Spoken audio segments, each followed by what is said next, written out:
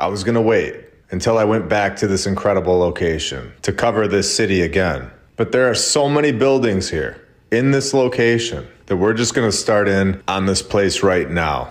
Welcome back to Edinburgh, Scotland, where we know about the Scots Monument. We've talked about it a little, but today we are gonna be going even deeper into the narrative and the buildings surrounding it, including the Caledonian, a 5-star hotel in Edinburgh, Scotland, that holds a narrative that will show the world how childish and beyond immature the mainstream narrative really is. A narrative that, if it was ever trusted in your mind, should be done being trusted after what I show you next. A hotel that had a master architect by the name of John Moore Dick. If you can believe that one, where we have seen these ridiculous names so many times before. In my opinion, they are just total jokes, where they were probably laughing while entering that name into the story. And this whole thing was just supposedly constructed in 4 years. And of course, they have to throw the fire narrative right into the story, where the hotel was built on top of the stone, V-shaped station building that had recently been built as a replacement for the previous wooden station, which was of course damaged in a fire in June of 1890.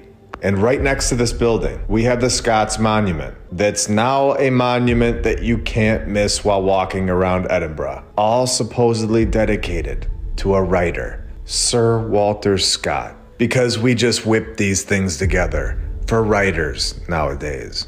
No, we don't. One of the largest monuments dedicated to a writer in the world, in my personal opinion, based on everything that we've seen. This was not created for a writer. This was here much longer than we are told, especially when we are told that Scott died in 1832, and 4 years later, 188 years ago. They just had so many master architects just hanging around the city that they were able to hold a competition, and the winner drew this up and knocked it out no problem, all for a writer that we only have a painting of. Now, we have a massive flaw in the narrative when we see that there is a monument of Sir Walter himself, a marble statue, fashioned from a single piece of marble. Now, the sculptor took 6 years just to sculpt this little tiny statue. And it's not even the same material or color as the rest of the structure, which is odd in itself. In my opinion, it was put there by our civilization. Yet, the entire monument supposedly took 8 years. Yet, in all of the construction photos, the thing is done, as we have seen all over the world. And when we take a look at this photo, you can see the bottom of the photo is showing something in the dirt. Is this thing bigger than we can see under the ground? Let me know what you think in the comments below. And we have a few more photos that are very interesting, with none of it looking like it was brand new at all. Here's another photo from the area where we can clearly see an obelisk and the Edinburgh Castle in the background, which we have gone inside of in episode 8. Now, this entire city is insane. If you've gone to Harry Potter Land at Universal Studios, you are getting ripped off. All you gotta do is go to Edinburgh for the real thing. I'm just gonna show you this city on Google Earth for a minute. All right, so if we go over here, right across the road, we have the museum on the mound, which we are told has an extensive basement area where we know that these buildings most likely are all connected underground. We have shown this in Wisconsin. And if they're connected in Wisconsin, then they are definitely connected here in Scotland. Built over 220 years ago and completed in just 5 years. And this is what we're told. Even faster than the Scots Monument little statue. It's incredible. And the owner of this building is the Bank of Scotland. Another bank that gets an old world building. And we continue over here. We have what looks like a church, but they had so many of these structures that they just called this one a meeting place of the General Assembly. And they admit it. It looks like a church, but it's never actually been a church. And now, well, it's called the Hub, where they hold events. Just a nice place to hold events. So that's a first for me. I've never seen where they just have so many church-looking buildings that they just need to use it for something else. And this one was constructed in just 5 years, also taking less time than that little statue at Scott's Monument. And the clock was, of course, built by a guy and his son, which we've seen all over the world. The sons of the 1800s just knew how to get the job done. These buildings, this city, it is incredible. When I went there last time, I didn't know much about this topic, but even having very little knowledge of the subject compared to now, I knew that I was looking at something incredible the entire time. I really can't imagine what we would find if we went back. I think it would be a lot of fun. So right over here, right next to all of this, we have this massive castle where the mainstream narrative now just gets wild. Predating Donkeys Incorporated. Predating the 1800s masterminds. When the story's beginnings are from 931 years ago. When they know that the queen died there in the year 1093. And then they had to wait 418 years to get anything else done when the Great Hall was finally completed for King James IV, where the king had little time to enjoy his new addition because he died 2 years later. And this is all documented. We have the paperwork on all of this. No. 1566, James VI comes around. And we've talked about the reoccurring names. And this is, in my opinion, another example of this, with brother-in-laws that are also named Henry VIII's. And then we get a 13-month-old king. When 1603 rolls around, now the mainstream narrative is very entertaining if you really believe it. It's like a good sitcom. So James VI, the 13-month-old king that we are told about from 400 years ago, born in a castle and loved witchcraft. So we can see how close this all is to the Scots Monument. And right down the street, we just have palace after palace after palace. Have we found a place that is a better example of the old world that's possibly taking over my #1 spot over Budapest? This place is incredible. Located at 1 Prince's Street, we have the Balmoral, or originally the North British Station Hotel, a 167-room palace hotel where they needed another competition to knock out another palace. Can you believe this? They had so many master architects in the 1800s, while people were riding around on donkeys, saddling up to ride around town with wagons attached to the back. They hold these competitions to construct massive palaces that last forever. Palaces that you don't see being constructed today in any of our towns. Yet, they were just supposedly throwing them together all over the place, over and over and over. Built in just 6 years, from 1896 to 1902.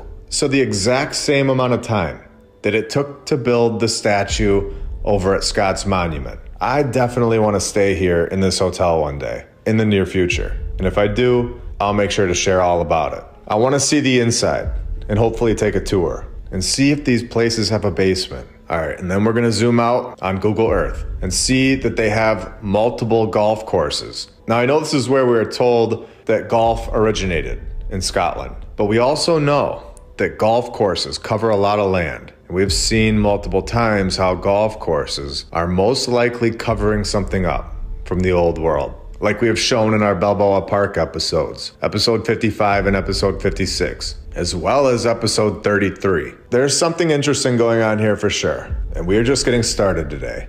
Welcome to episode 67 of my lunch break. I hope you're all having a great day, and if you're new, welcome.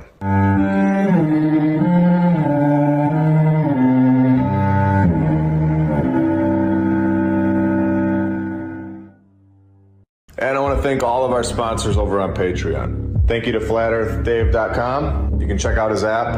I'll put the link in the description, and you can use my referral code, MLB. He also has my lunch break on the homeschool section of the app, which is really cool. Thank you to Rebecca K, Don Gaston, Christopher Arietta, The Lady Lacey Show, David and Sherry Ferguson, Edwin Johnson, Chuck Templeton, Joy Lee, PNR, Stephanie Nolan, The Burlesons, Suez KC, Dan Woodall, Dale, DJ Clicktrack, Edward and Brianna, Jacob Law, Jim Ribley and Christine Duggan, Kyle Glascock, Tim Rack, William Richard Jeffries V, PKTFnews.org, Regna Saturna, Dendries NL, Juana Mesher, Sirius Feline, G Power, Natalie Shippenoff, TheGoldenTeacher.co, Amberson EMC, Blake, HK Sue, Isaac Wright, Melissa Edgar, Biggles, Clayton Lamar, Ultimus Maximus, Lee Anderson, Noble Task Homestead, John Adams, My Hubby is Awesome, Rick Tapkey, Ryan and Laney Benner, The Arnolds, 3D6.Space, Attila Power, Buck Suey, Dakota Dunn, Eric Martinez, Ivan Apoctoli, Jesse DeLeon, Jim Bro, Kit Kat, Todd K, Edwin Rice, Helmut, Charles Kruger, Daniel Zid, Glenn Gunderson, Pacific Crafted, HaggardT-shirts.com, Meta, Jason Hochberg, Marie C, Roy Schoenholtz, Wayne T, James Alt, Dan McGee, Vince Moreno, Samir Schwery, Stony Stargod, Roz Matthews, Shiba Shaba in the Darkness. You guys are all awesome and helping this channel out a lot. Now, we showed the obelisk, which is located at Kelton Hill, right next to everything that we've shown today. And this is when we get the connection, where we get the Robert Burns Memorial, where there is a life-size statue of Burns himself. Burns himself. Burns himself? Really? Is this not another fire narrative, throwing it right into his name, like we've seen with F.L. Ames or Flames? And then the monument is, of course, no longer publicly accessible. And we all know this story revolves around Robert Burns. Yet the name Robert is thrown in a few more times, just to make sure that the clue has been given. When we see Robert Ferguson and Robert Louis Stevenson, what are the odds that we get like 5 people's names in a short story, yet 3 of the 5 names are the exact same name over and over, all over the world? In my opinion, that is not possible, that this would happen over and over and over. There is without a doubt in my mind something to these repeating names. And what is with all these dates of construction? I thought we were told that everything in Europe was built hundreds of years ago. That is the narrative that we are told. Yet, these construction dates, all in the 17 and 1800s, are all at the exact same time as all of the construction that is going on over in the USA. Besides for this massive castle that had a story about a 13-month-old baby king. That sounds a lot like a tale if you ask me. It's very interesting that we get palaces in Europe, all over Edinburgh, that look so much older than the buildings in the USA, and so many more of them in such a confined area, literally walking distances, yet they are supposedly built at the exact same time as the ones in the USA, like we've been told today. So let's just keep this in mind as we continue. So then we go over to the assembly rooms, located on 54 George Street, also in Edinburgh. And it's just building after building in this city, where they tell us that the building was designed by a guy named John Henderson. And this guy won a competition in 1781. So we have another contest between all of the master architects of the 1700s. Not only that, but we are also told that Henderson died before the building was done, which we have also seen over and over and over. And you can't leave the fire narrative out of it. When they extend the building in 1818 and William Byrne is chosen. So they didn't burn this one down, but they made sure to throw a burn in there. And of course, the government has taken over this building as well. And I'm just gonna show you all another example of this so that you understand what I'm talking about. And you know it's not just a one-off. When we click on a random castle in Dalmeny, Scotland, and they throw this sentence in here, which overlook the grazings around the mouth of the Cockle Burn. Or we go over to the Bute House, the official residence of the First Minister of Scotland, where in the middle of this AI-generated story, in my opinion, of course, they throw in this hotel switch-up, where Ullman died in 1826. But the hotel continued to operate under the new ownership of his widow, Mrs. Grace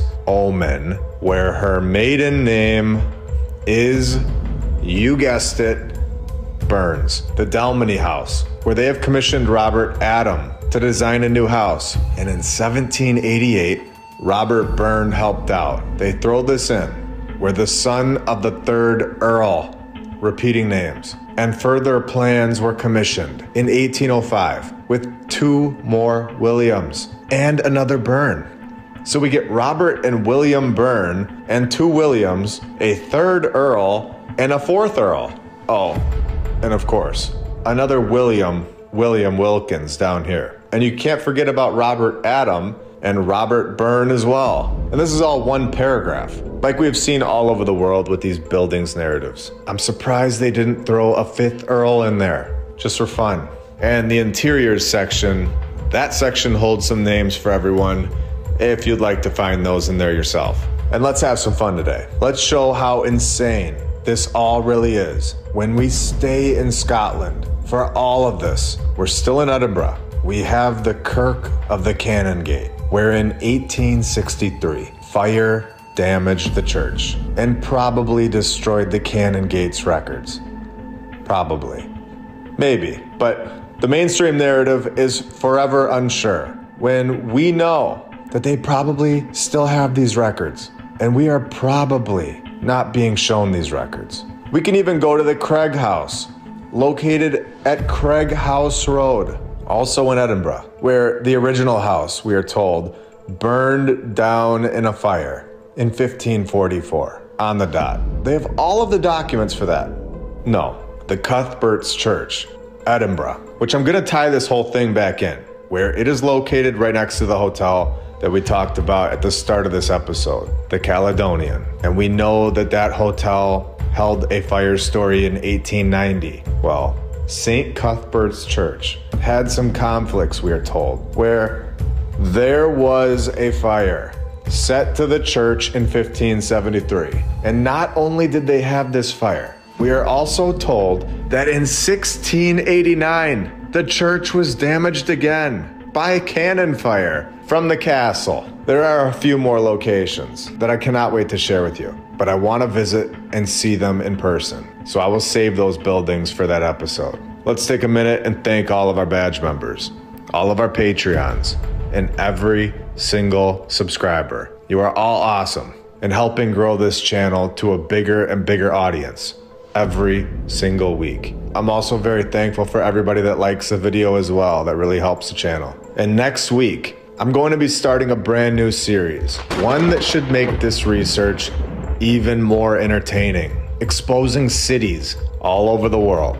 So I really look forward to that beginning for all of us. Now, I was really under the impression that the narrative was that in Europe, these buildings were all constructed in the 1500s or earlier. So it's really interesting to see that they were also, so we are told, being thrown together at the exact same time as the ones in the USA. Yet they are all so incredible and all so close to each other. Whereas in the USA, they are spread out across all the states. So here we have the Drum, which we are told had previous houses on the exact same site.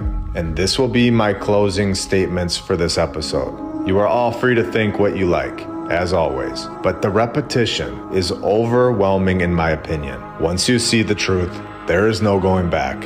So here we go. In 1584, he commissioned the mason architect to build a new house. The house was built in 1 year, with it being damaged by fire some years later, and again in 1629. But of course, we are told that it was rebuilt each and every time. Hundreds of years ago, no problem at all.